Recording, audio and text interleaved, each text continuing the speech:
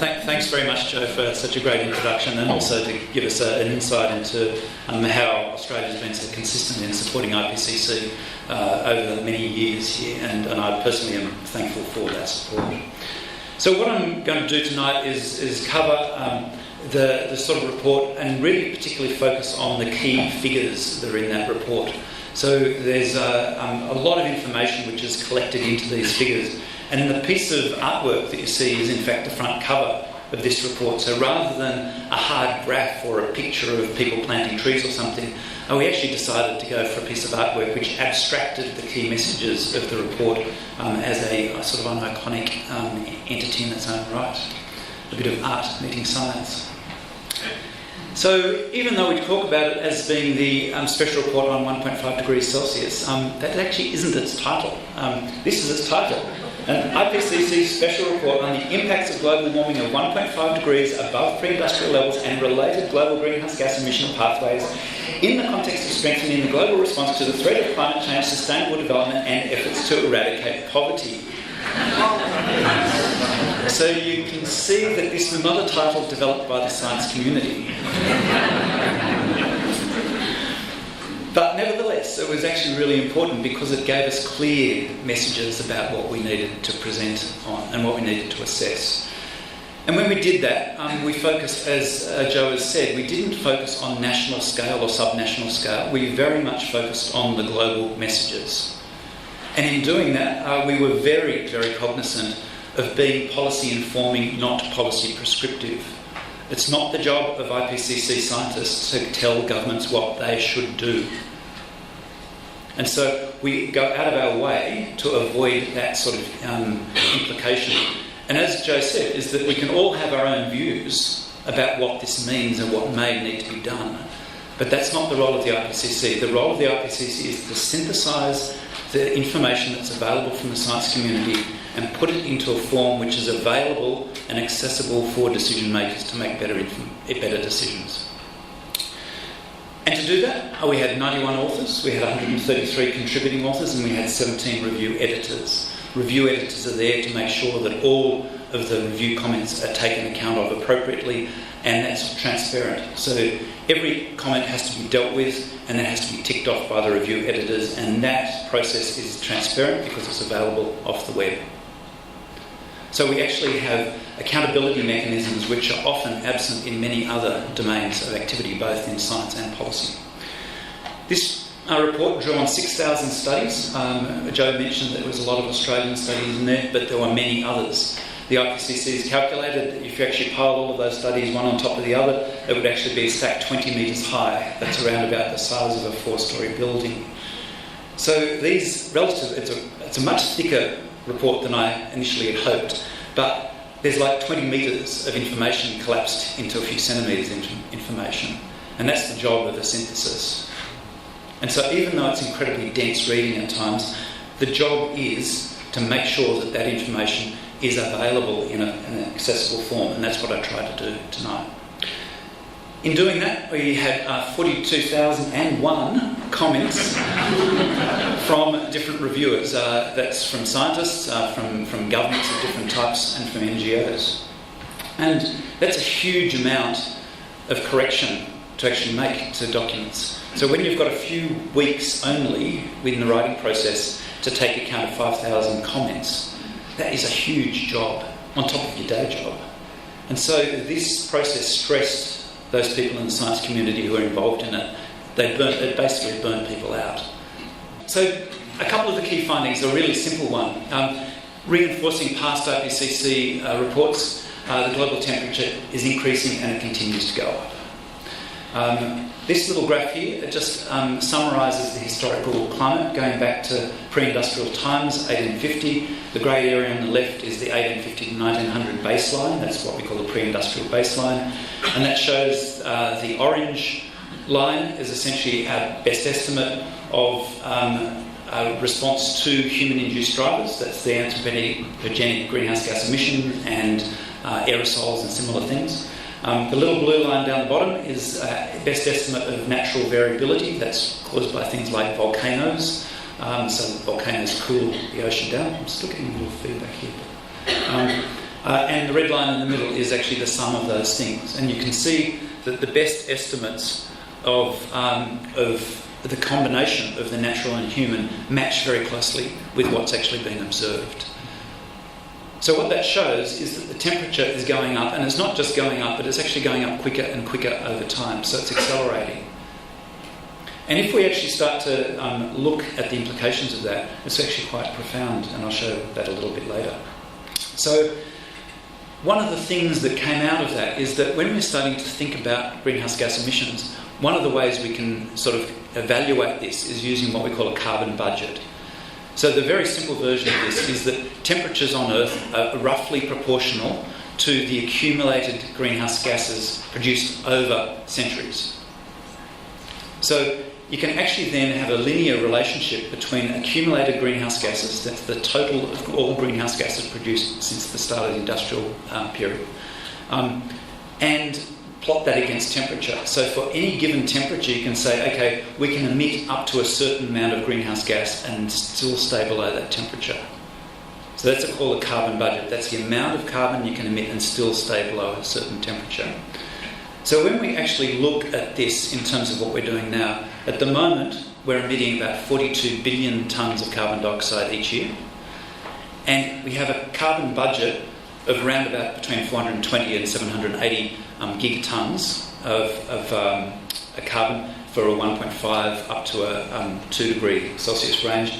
And if we actually look at that, it actually means that we have 10 to 14 years only of emissions at the current rate to stay below 1.5.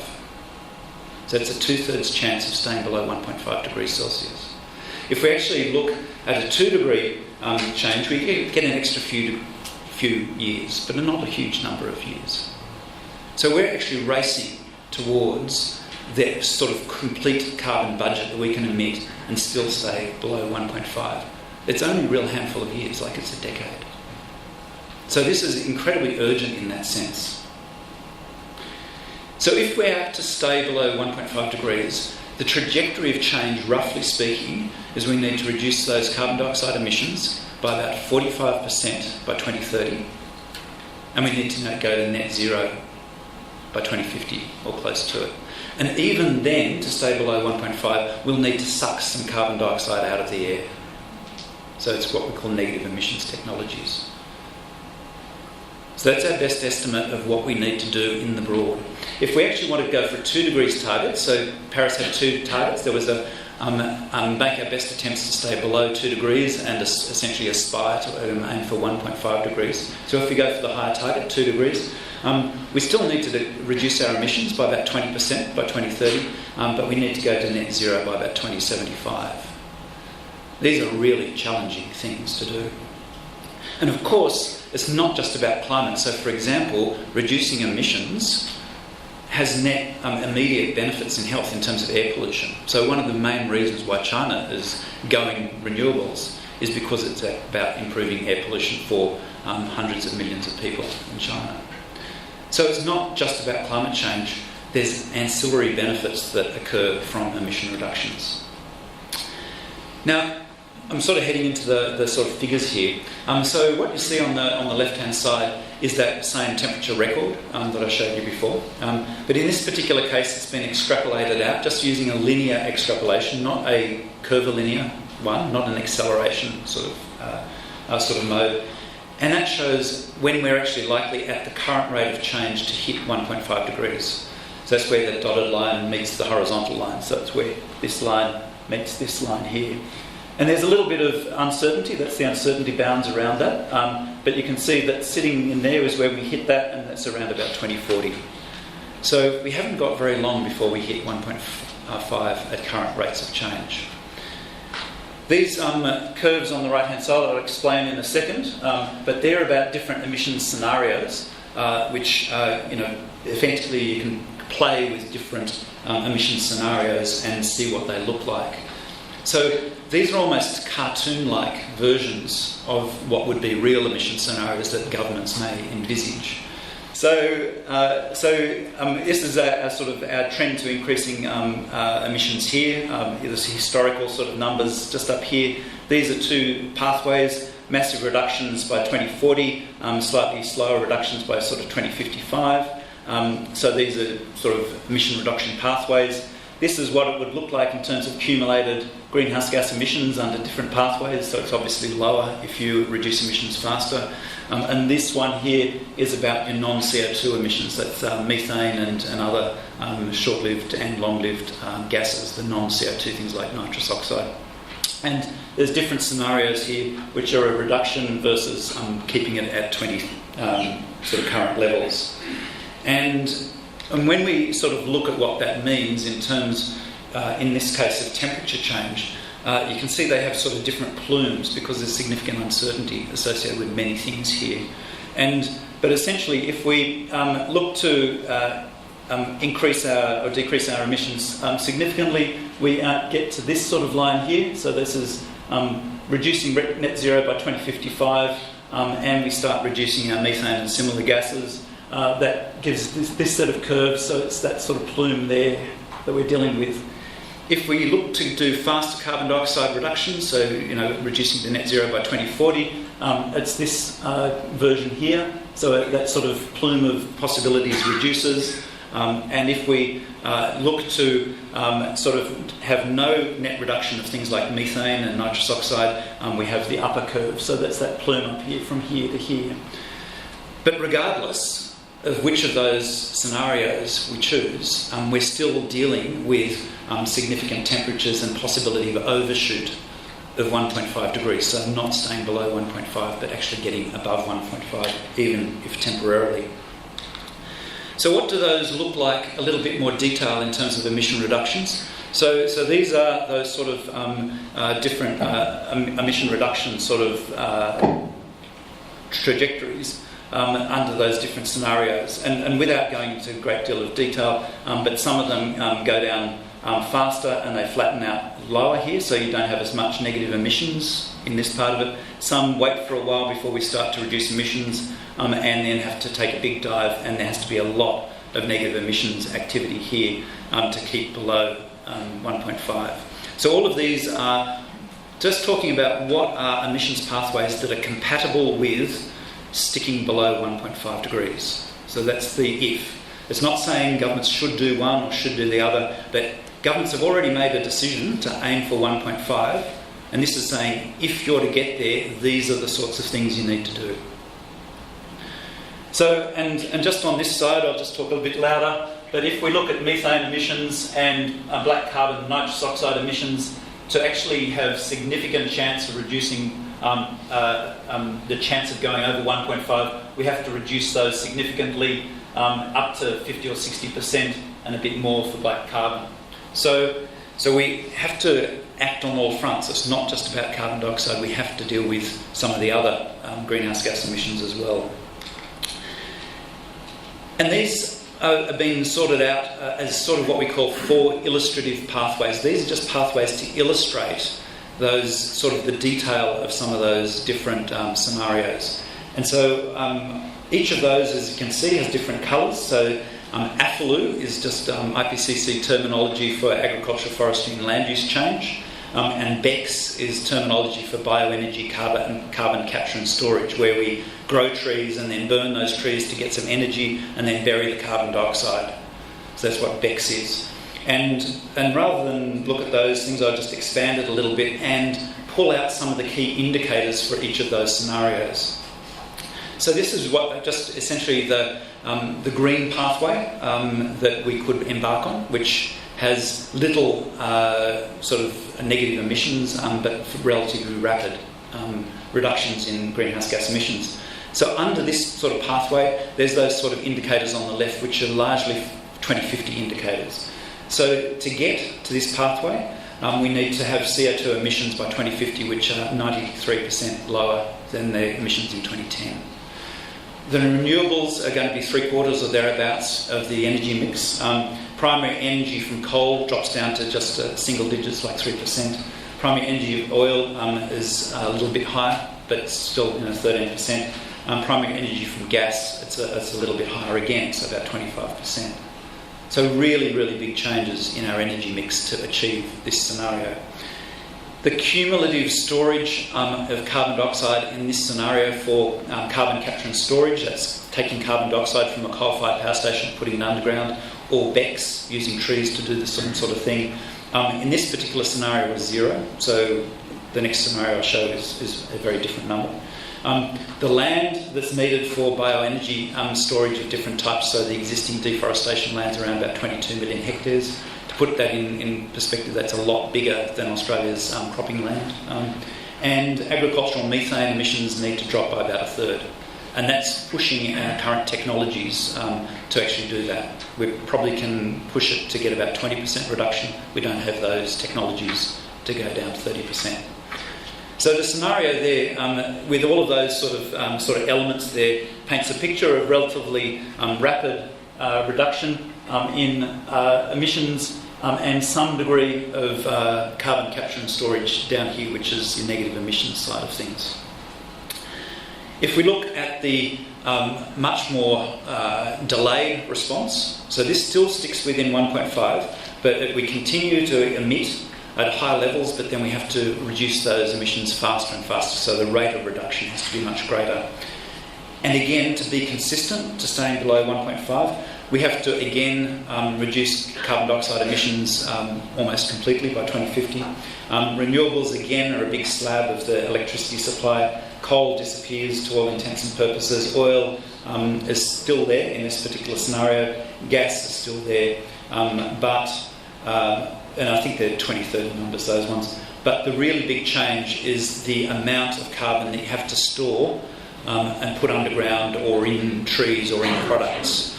And that's huge amounts of money, huge amounts of carbon. So that's like 1 trillion tonnes of carbon dioxide we're sitting in there. And to do that with BECCS, you need about 724 million hectares. To put that in context, that's almost the land area of Australia. So Australia's got 770 million hectares. So that's like continental scale implementation of this particular technology. And we simply don't know enough about it. We don't know about the economics, we don't know about the physical feasibility of injection of carbon dioxide, we don't know about all the trade-offs that come in terms of water and in terms of agriculture, in terms of food production. So to go down that pathway is pretty risky, given that we're entirely reliant on a highly, very poorly known alternative option. But anyway, and in that particular scenario, it doesn't have much change in agriculture, so it's basically letting agriculture go as is. And so there's all these sort of mixes of possibilities that can happen, and what governments will choose will depend on their own circumstances. So some governments will say, well, agriculture and land use change is going to be a big one. Others will say, no, it's all about electrification. So these are sort of pathways which can give some idea of what we need to do to stay below 1.5. The sort of question is, well, why would we bother to do that? And that's where these, what we call the reasons for concern, come in. So these are what we call in the IPCC the burning embers diagrams. So they were first, very appropriately I think, but they were actually first developed in the third assessment report. So I was part of the team that developed this. It was actually the Australian and New Zealand chapter which developed these things, and they've been a persistent part of the IPCC subsequently. So there you go, there's another tick for Australia there, Joe. So this was what the burning embers looked like in this third assessment report released in 2001. And you can see essentially what this shows. If it's white, there's no risk. If it's yellow, there's some impacts and risk which is attributable to climate change. If it's red, there's severe impacts. And in the next slide, which are purple, is actually really severe and effectively irreversible impacts. So that's the sort of colour coding that we used. And you can see for different sectors, so there's essentially the biodiversity sector here, extreme weather events. This is distributional impacts, so will it impact on poor people more than wealthy people? This is aggregate impacts across the globe, particularly things like trade. And this is the risk of large-scale discontinuities like glacier-like breakdown of the Greenland ice sheet. So that's the sort of topics that we're focused on with the reasons for concern. So if you just keep that in your mind, and we move to the next IPCC assessment, the fourth assessment, and as the science became more solid, the reasons for concern didn't abate. they increased. And it was the same picture as we went to the fifth assessment. And the white bits down here started to disappear, and the purple bits started to appear. So these are the irreversible changes, the really serious ones like coral reefs getting totaled. So this is where we were up to in the AR5, and so we redid that in this synthesis report. And it's not quite the same format, I apologise. But what that did was, it's a different scale, so this goes only up just over 2 degrees, because that's what we're asked to do, up to 2 degrees. But what we also did in this was we added the confidence levels for transitions going from like the white to the yellow and the yellow to the red and the red to the purple. And so the H is for high confidence. We're confident that that will happen around about that point. If it's a medium confidence, it's a little bit less certain about when that transition would occur, and there's no low confidence on this graph. So this is what we found again, if I could compare them with the previous slide, is that as our understanding has increased, the reasons for concern have increased. So those bars have all moved down that spectrum.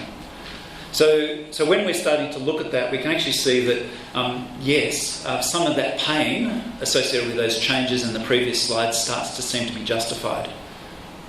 Because those changes in those reasons for concern, they're actually starting to become more problematic. And again, in this report, we innovated by splitting it up into sectors. Because we've got a lot more literature now to draw on, we can actually split it up into a sectoral basis. So we can look at mangroves and terrestrial ecosystems, flooding, tourism, crop yields, etc. And right across the board, you can see that none of these sectors have no reason for concern. Some of them are much less so than others. So, for example, the assessment was mangroves weren't a major issue in terms of climate impacts. But things like warm water corals, as I'll talk about in a second, are a major concern. And so we again start to sort of try to direct this towards the interests that different governments would have. And just to sort of split this out, there's 2 slides here, one on corals and one on terrestrial biodiversity, where I just sort of go into this a little bit more detail. So if we actually look at warm water corals, these are the tropical corals, and if we look back to the 80s and the literature in the 80s, there was no historical record of coral bleaching from high temperatures. We went into the 90s and we started to see localised bleaching. Towards the end of the 90s, we actually saw the first global mass bleaching, where multiple reefs across the globe all had bleaching events at the same time. And now we're actually starting to get back-to-back global mass bleaching events. And the importance of this is that it allows no time for the corals to recover. And so that's a really, really bad thing, because the reproductive cycle is disrupted. The distribution of different coral species is disrupted because they're not equally impacted. So the ecosystem starts to be affected, and the productivity starts to be affected, and the value in terms of tourism starts to be affected. And that's why the purple is much bigger and comes further down here. And we're at the moment at 1 degree Celsius. We're sitting at the very bottom of that sort of purple band. So this is where we're looking down the barrel at irreversible change. So if we look similarly at terrestrial ecosystems, if we go back to back into the sort of 1980s and 70s, we didn't have either good evidence for climate change impacts at that stage, nor do we have really good data sets for climate change impacts attribution at that stage. As we move into the sort of 1980s and up to today, we're starting to see attributable changes to terrestrial ecosystems, such as changes in elevation of alpine ecosystems and similar things, changes in distribution, changes in seasonality of many species. And there's thousands and thousands of these records now that actually show these sorts of changes. When we look out into the future, we've got serious changes sort of sitting up to 1.5 degrees, but once we sort of go a bit above 2 degrees, we enter into dangerous territory. And so once we get to the difference between 1.5 and 2 degrees, that's where we start to see effectively a doubling or a tripling of the sort of climatically determined distribution of species moving outside their current range. Now, that doesn't necessarily mean that those species are going to go extinct, but it's probably not a particularly good thing for them. And so sticking to 1.5 means you can avoid quite a lot of that potential disruption to those ecosystems and those species. So this is why we think that there is value in going to 1.5 versus 2 when we start to assess the literature. So other benefits of sticking to 1.5 versus 2 are listed up here. So we're likely to get fewer droughts, fewer floods, fewer fires, fewer weather extremes, particularly heat extremes, and particularly in the subtropics and the mid-latitudes, which is most of Australia. So the bottom 2/3 of Australia are the subtropics and mid-latitudes. And so we're in the hot zone in terms of impacts as assessed by this special report. And as well, we see global impacts such as the difference between 1.5 and 2 degrees Celsius if we stabilised. That's about 10 centimetres difference in sea level by the end of the century, but it would mean multi-metre differences in sea level if you look out several centuries. And that 10 centimetres doesn't sound much, but that would impact on about 10 million people in low-lying areas, given current populations, not the population in 2050 or 2100, but just given current populations. So we're actually avoiding really big, serious issues for a lot of people by sticking to 1.5 and 2, just on this particular characteristic alone.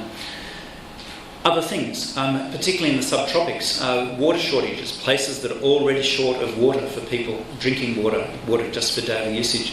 1.5 halves the rate of that compared with 2 degrees. Up to several hundred million people are exposed to lower risk of being stuck in poverty at 1.5 versus 2 degrees.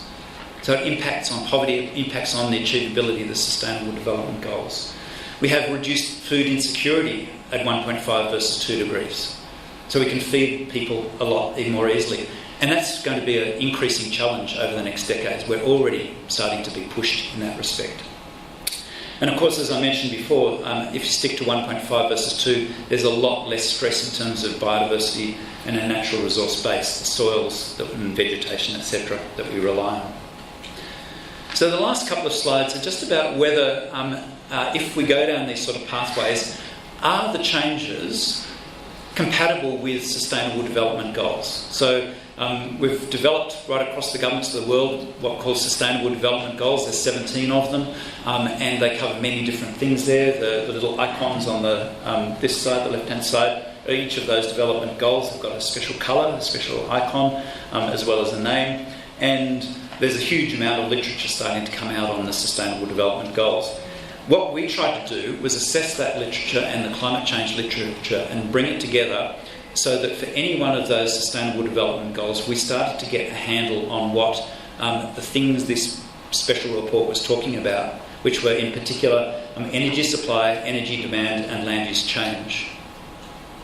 And so for every one of those Sustainable Development Goals, except for the climate one, we sort of assessed whether there were trade-offs in terms of these, so that's these bars here, here and here, or whether there were synergies between action for climate change and action for Sustainable Development Goals.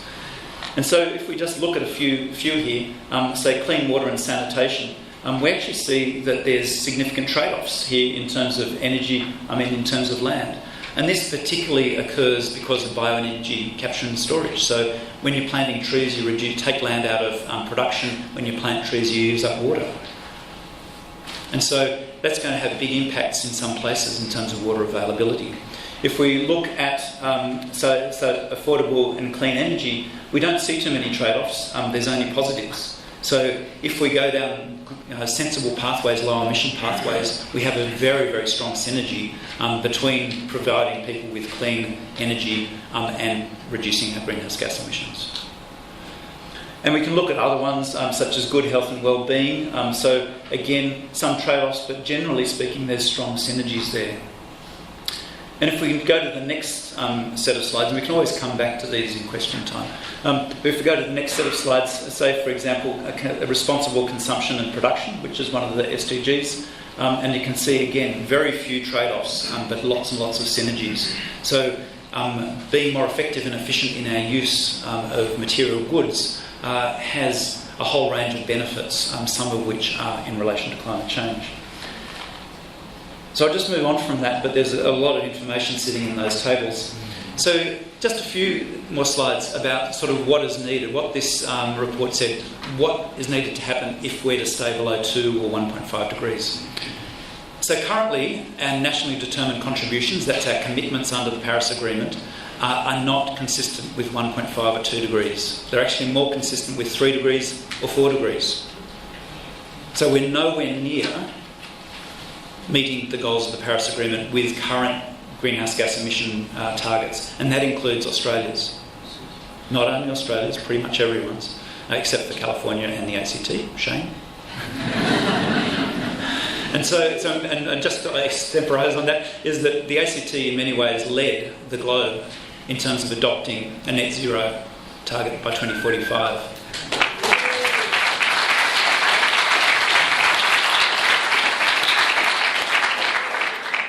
And it makes me proud to be a Canberran. So the message is we do need to change, that our current commitments, our current policies, and I'm not talking about Australia, I'm talking globally, are simply not there at the moment.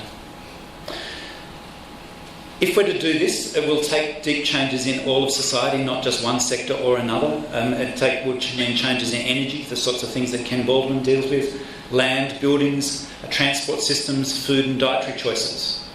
There's a whole talk I could give just on food and dietary choices and their correspondence with health and how those things will line up together. Some really, really interesting stuff there. It means we will have to rethink our cities and how they operate and what the goals of our cities are. These are really non-trivial changes. To do that, we will need new technologies. We will need new ways of sucking carbon dioxide out of the atmosphere. We will need new ways of becoming energy efficient in our day-to-day lives, in our industry, in our different sectors, in our governments. We'll need clean energy sources. We've already seen that burgeoning in Australia, but we need to accelerate that. Less deforestation. Again, this is a big issue for Australia. Depending on which data set you believe, this could actually be a particularly growing problem in Australia. Need to think about new land uses, that's carbon storage on land. And we need to think about sustainable agriculture, how can we feed the world and reduce greenhouse gas emissions and do that essentially forever. Really challenging things. The good news is that in all of these things, we're already starting to do this. We just have to do it faster, we need to do it harder. And to do that, we actually need collective ambition. It's not just about a single jurisdiction or a single country or a single individual. It's about having to do this together. And some of that will happen because people make explicit decisions and they know that they're contributing. But for many people, it will be invisible. And that's not necessarily a bad thing. But if you want to have ownership of these issues, you do, I think, have to have a debate and you do have to raise this within the public discourse, and that's why it's great to talk here tonight. And if we're to do these transitions, it's not just about the technical thing, it's about ethical and just transition. So we have to do these transitions responsibly and we have to think sustainably. These are multi-century changes we need to be thinking about. And we have to limit those unintended consequences, the nasty things that pop up after we've implemented a policy and we go, oops. And we can't afford to do that because we haven't got the time to muck around. The sooner emissions fall, the more options we keep on the table in terms of what we do in the future. The longer we leave it, the more our options get constrained. The harder we're going to have to act, the quicker we're going to have to act, and the disruption associated with that is going to be greater. And if we act sooner, it also reduces the costs of unwanted damages. So we're reducing the impacts of climate change and the negative aspects of that. It also reduces the costs of adaptation. So an ex-ANU person, Tom Compass, just a few weeks ago produced an analysis of global implications, economic implications of sticking to 4 degrees, where we're heading now, roughly speaking, or going to 2 degrees. And his analysis was that was worth $17 trillion a year by the end of the century. It's a really, really big gain to be made from doing the right thing. So doing now brings a whole range of benefits, both now and in the future. And it's really important to think about that future because the future doesn't have a voice. And even the industries of the future have a weak voice. in Australia compared with us now and our industries now. The incumbents rule in these debates, and that's not sustainable and it's not just. And of course, as part of that argument, if we do less now, we just shift the burden from now to future generations. And I don't think they want that. So my last message is one that I actually formed yesterday. Sorry, I get emotional about some of these things. So I actually wrote a tweet, and Beck Colvin actually extracted this from that tweet, and she said, "Is this the climate quote of the century?" Which was very sweet. But this is probably my key message from this special report. It's each half a degree matters, and that's what I've spent a fair bit of time talking about. Each year matters. That's our carbon budget that's been chewed up really quickly. And every choice matters that we make now and into the future. Thank you.